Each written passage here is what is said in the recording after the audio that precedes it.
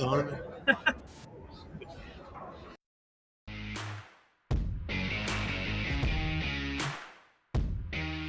Coming to you from Phoenix, Arizona, home of Super Bowl 57, it's the Geary, Stein, and Stevens Show with your hosts, Troy Geary, Will Stein, and Dave Stevens.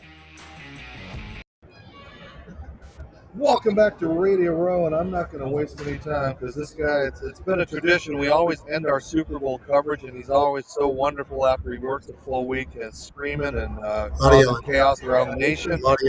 Former NFL punter Pat McAfee, now analyst on network. I mean, man, your whole life has changed this year. It's been amazing to see everybody make you mainstream. It's kind of cool. Yeah, it's bananas. It's crazy. I can't thank you enough for having me yet again over here.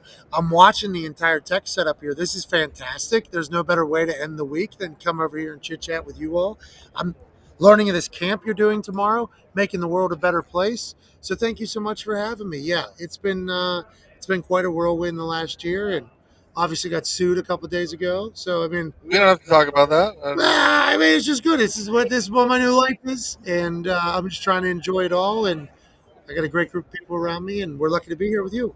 We'll keep it positive. That's for TMZ and all the other goofballs out there. But I will ask you about being controversial because lately it seems like, and I watch them steal your stuff every week. Somebody comes on, but when you have Aaron Rodgers on, and these guys that open up to you. Do you feel like you're now their platform, their soapbox to kind of go through a non-mainstream source that treats them fairly? I don't know. I hope we become a place where people can feel comfortable to be themselves, because we're never trying to get anybody, like Aaron and I have zero conversations before he comes on the show. Before Aaron Rodgers Tuesday started, we didn't have any like, hey, this is allowed to be talked about. This is not allowed to be talked about. I'm just going in trying to have a great conversation with everybody, as are the boys. We entertain ourselves every once in a while with some of the questions we ask some people. But yeah, every once in a while, guys will get comfortable chatting with us. They'll say something that isn't directly out of the factory of whatever they are. People lose their mind a little bit, and then we all move on. But yeah, it's never the plan. But we're very thankful and lucky that people trust us with conversations. And every once in a while, some things are said that blows our mind and seemingly the rest of the world as well. Well, it's nice that the athletes are going directly to you because it's a PR nightmare for them, right? I mean, they say stuff that they weren't, thinking they would say and everything, and that's like everybody's watching you. It's really cool. Yeah, I think we're never trying to get anybody though. So like, if somebody says something that they might not mean to say, I feel like we do a good job of asking them to elaborate on that as well. Now, in the modern world, does the elaboration of the thing get talked about as much as the thing itself? Probably not. But at least it feels like we're looking out for people. And I think that's the difference between shows like this and then like some other media ideologies, we'll say. Getting something from somebody that's terrible or something from somebody on a bad day can normally garner a lot of clicks and views and everything like that. And I think it's almost like an easy way out. And I think it's a pretty negative way to do some things. We're never trying to do that. I think guys know that. And I think we've been able to have cool conversations because of it. Now, loving you on the network telecast, I mean, did they tell you to scale back your personality or not to do the thing? Like, it's like they're bringing in somebody hip and fun. For all these old timers that have been doing this for years, and you bring a flair, a style that it's like, yeah, he's a sports fan too, and you should be excited when you're talking about Well, sports. I appreciate you saying that. Obviously, not everybody feels that way. And I had my fair share of detractors this year because I was dropped in front of a new audience or whatever. Now I did my deal directly with Jimmy Pitaro, and it was hey, let's go ahead and do this thing. And I obviously have a massive amount of respect for College Game Day. I've watched it for years, as we all have. I have massive respect for Reese and Herbie and Desmond and Pollock and Lee, obviously, and everything they've accomplished. And the people behind the scenes have been doing that show for some of them 25 years, 30 years. So I got a lot of respect. I'm always coming from a position of respect, but I only know one speed, So I do my thing, and I take in football how I take it in, and when they're done with it, they'll be done with it, and I'm all cool with it. I sat there laughing because when you see I see the look of the faces of the guys on ESPN sometimes when you say things like, "Did you really just say that?" And then they're laughing, and they're like, "Am I supposed to laugh at that?" And then I get a lot of that in my life. Corso says something, and everybody's like, it really is. I hope you get back. I don't know if you're set to come back. Yeah, I believe I'll be doing another year. I didn't sign like a long term deal. We just kind of set. We wanted to see am I a good fit for the program. I think I enjoyed it. I went to the production meetings every Friday. I missed my show on Friday. I was only available to do my show for an hour because I wanted the people that do that show, who are incredibly impressive at what they do, to know that I was invested, right? Like I want them to know I'm invested in the show. I'm very lucky to be here. I know I'm lucky to be here. I would also like to make this as good as I possibly can and help however I can. I want to be an additive. So I don't have a long-term deal locked up with them, but it was very much a let's see how it goes type thing. And I assume we'll talk about that over the next couple of weeks, hopefully. Now, have you become like the LeBron James of punters? Because kickers have never gotten like to be on TV and anchors and analysts because they think you guys stand around and don't do anything during practice. Which So I'm wondering if you pretty become like valid. this hero now, this legend for all the kickers and punters out there all these years, that never really got to get their faces on TV after the game. Oh, I don't know. I'm very thankful that I have a platform in which I can stick up for kickers and punters, though.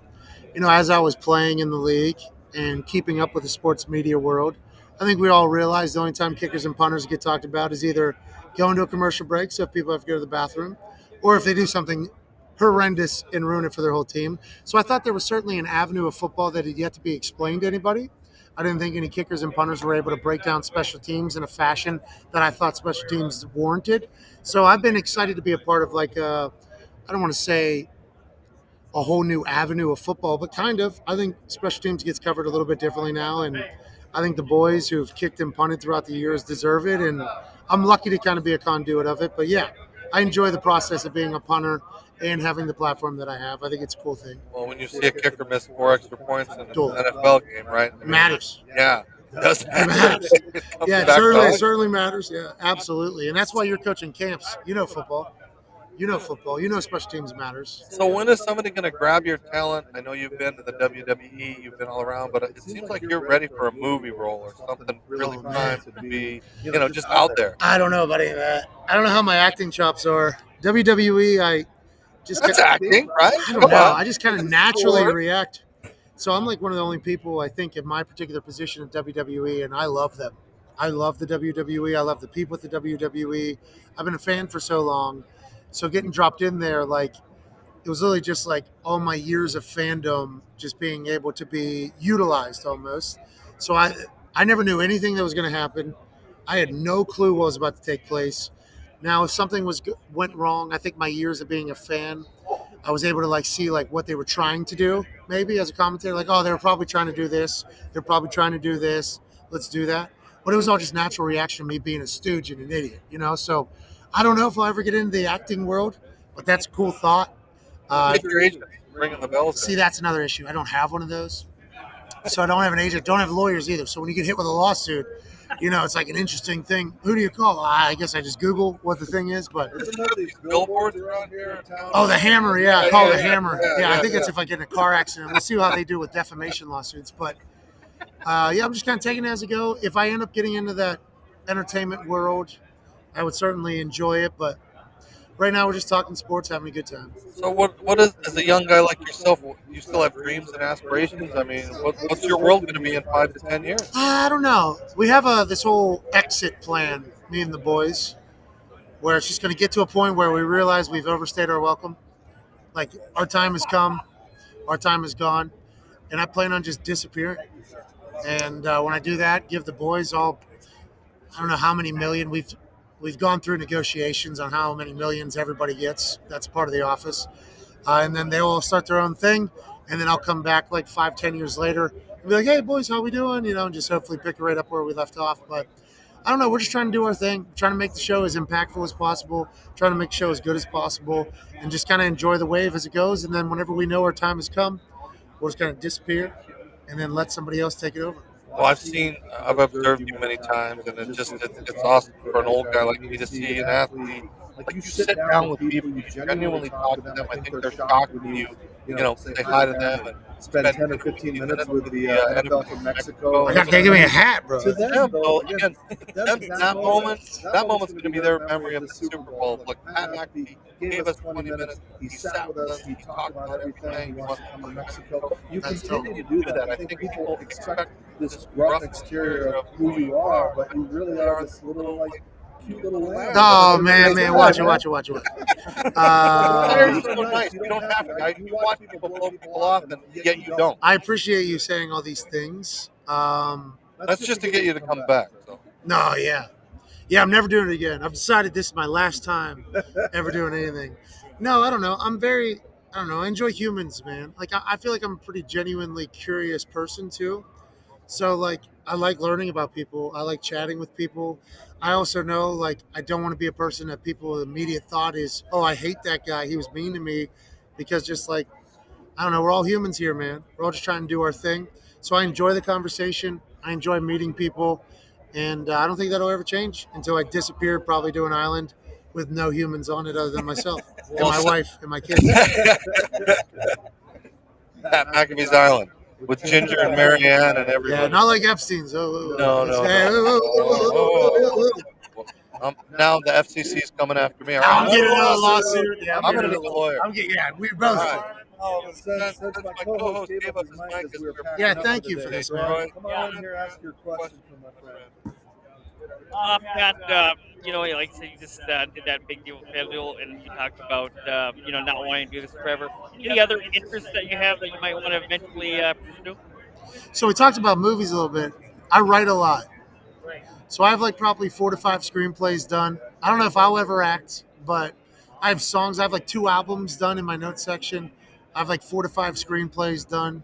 I do a lot of writing because I'm on planes a lot. So I'll just turn on some music and start writing. I enjoy it a lot.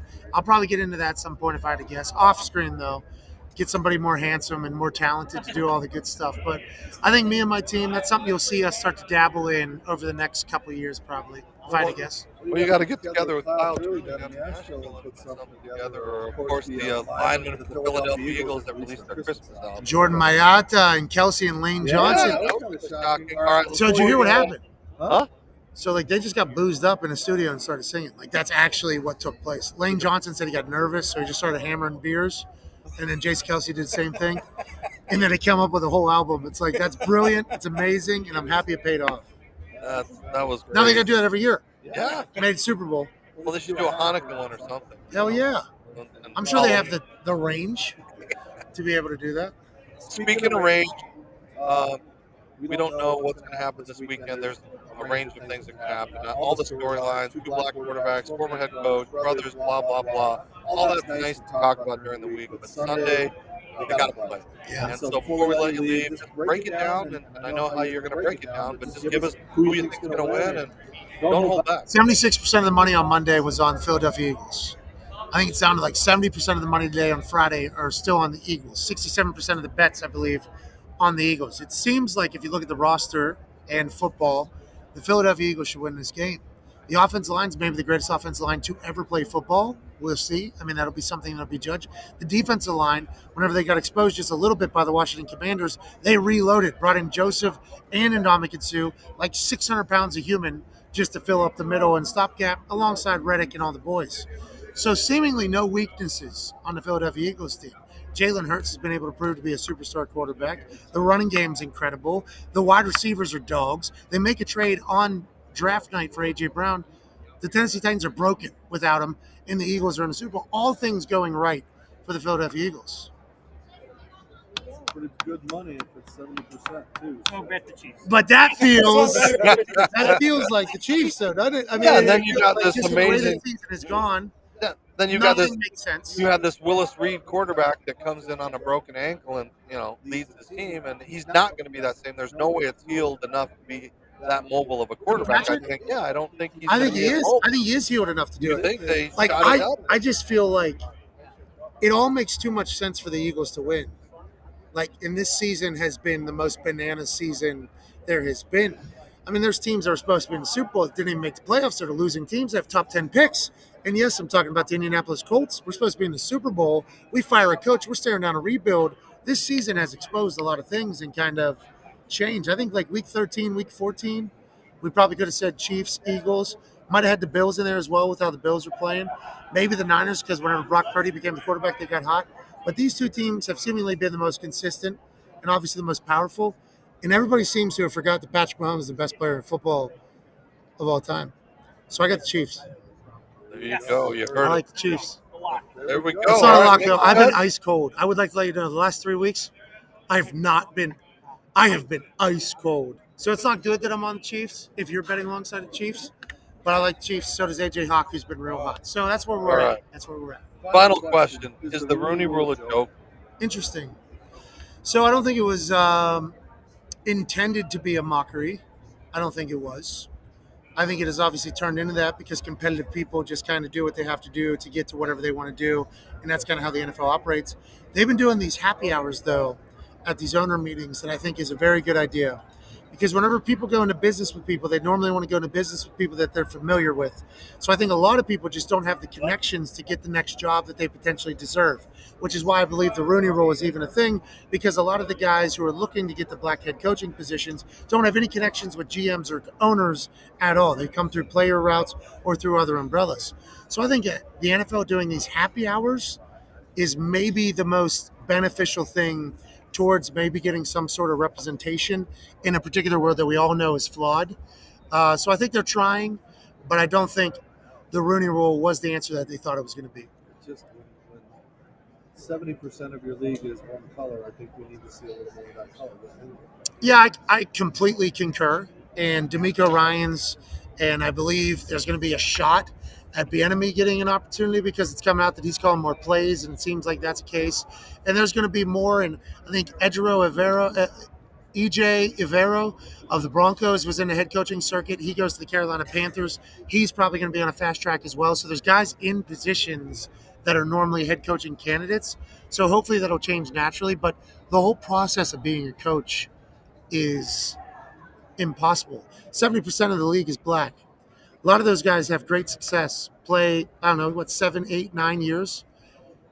The coaching process just assumes that you'll go back to like making 15 grand, sleeping in a coach's office on a couch, never being around your family, drawing up plays. AQ Shipley, 12-year NFL vet, Super Bowl champion, went back to coach for the Tampa Bay Buccaneers. He was fixing the printer on like Wednesday morning at 6 a.m. to print out cards. So like I don't think it's really a desirable path for a lot of people to want to get on. So I think that needs to be chatted about as well. So there's a lot of layers, I think, to it, but I think they are trying to expedite, and I hope they do. A lot of old man regurgitation seems to Yeah, happen. this is how it goes. This is how it works. You do this, then you do this, and you hope for this, and then this. Like that is kind of what it's always been. So I think the whole process is being reevaluated, and hopefully for the future it'll get figured out. You've been here all week. You've talked a lot. When you're done with this, what are you going to do when you get home? So my wife is pretty pumped, I think, for the end of football season. She loves football, gambles on football, but I spend a majority of my life focusing and talking about football and doing the football. So we got a 2-week vacation coming up, me and the wife, and it'll be the last time before we're parents. So we're going to enjoy the hell out of that. Congratulations. I'm going to go stare at the ocean. Thank you. Yeah, she kicks ass. She's a badass. So we'll go stare at the ocean for a couple weeks, have a good time, recharge, and then get back into this whole thing. It's going to change your life, my friend. That's what I've been told. Enjoy it. Yeah, it's good. It's a good thing. Baby girl, too, so I heard I'm a hero forever, which is great. I love that. And she can never date boys. No, of Never, course. ever, I'm ever excited to need see boys. how I handle all those different situations that are going to pop up. We are, right? We know how men can be, and you got to protect her. Yeah, right? like even the little things, like the whole phone thing, Like, no, why do you need it? But then am I the bad? Am I going to be the bad cop? No way. Let the wife be the bad cop. You know what I mean? I'll be the, she's right. So there's all those things that I'm excited to kind of get into. By then, there's. By the way, we're on the air, and no one Video can hear him. games. Video Rob's games. having a separate conversation on a different show, but thanks. Yeah. Then no mic, so I heard Then half your of it. contact lenses are going to be telephones anyway, or something crazy. Technology is bizarre. Hey, it's bananas, isn't You it? know? Where we're at. Every time I hop on one of those cylinders that can go 800 miles an hour and fly at 41,000 feet, It's the size of a building. I don't really understand anything. How are we flying right now? Well, you see the pressure and the guy and the way. It's like, okay, yeah, we're not supposed to be in the sky. So hopefully, whoever the smart people are that are making the next generation will make it easy to parent, because I'm dabbling and I would like to be as easy as possible because I'm scared to death of what this little baby girl is going to do.